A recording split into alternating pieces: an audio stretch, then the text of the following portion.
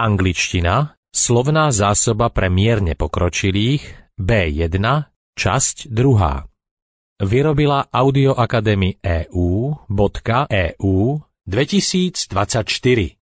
Skriptá k tomuto kurzu so zvukovými stopami, testami a obojstrannými výukovými kartičkami si môžete bezplatne stiahnuť na adrese www.audioacademy.eu.eu.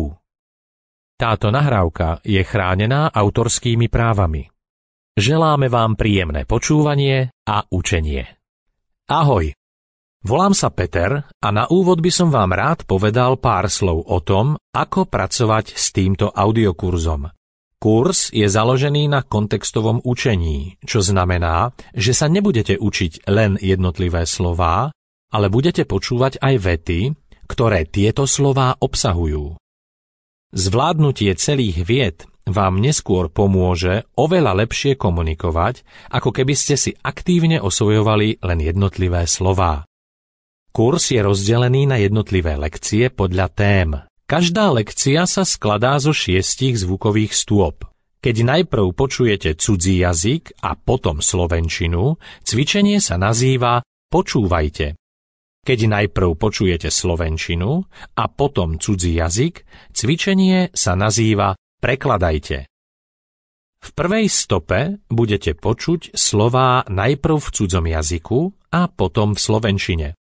V druhej stope ich budete počuť najprv v slovenčine a mali by ste sa ich pokúsiť preložiť skôr, ako ich budete počuť v cudzom jazyku. Slová sú vždy zoradené náhodne. V tretej a štvrtej stope budete počuť slová, po ktorých nasledujú kontextové vety, ktoré tieto slová obsahujú. Slovo a veta s príslušným slovom nasledujú vždy za sebou. V 5. a 6. stope budete počuť iba vety. V 5. stope sú vety najprv v cudzom jazyku a v 6. stope najprv v slovenčine. Vety, rovnako ako slová v stopách 1 a 2, sú v náhodnom poradí. Nemusíte nevyhnutne počúvať všetky stopy v rámci jednej lekcie. Počúvanie môžete prispôsobiť svojej aktuálnej jazykovej úrovni a tomu, či sa efektívnejšie učíte, keď najprv počujete cudzí jazyk alebo slovenčinu.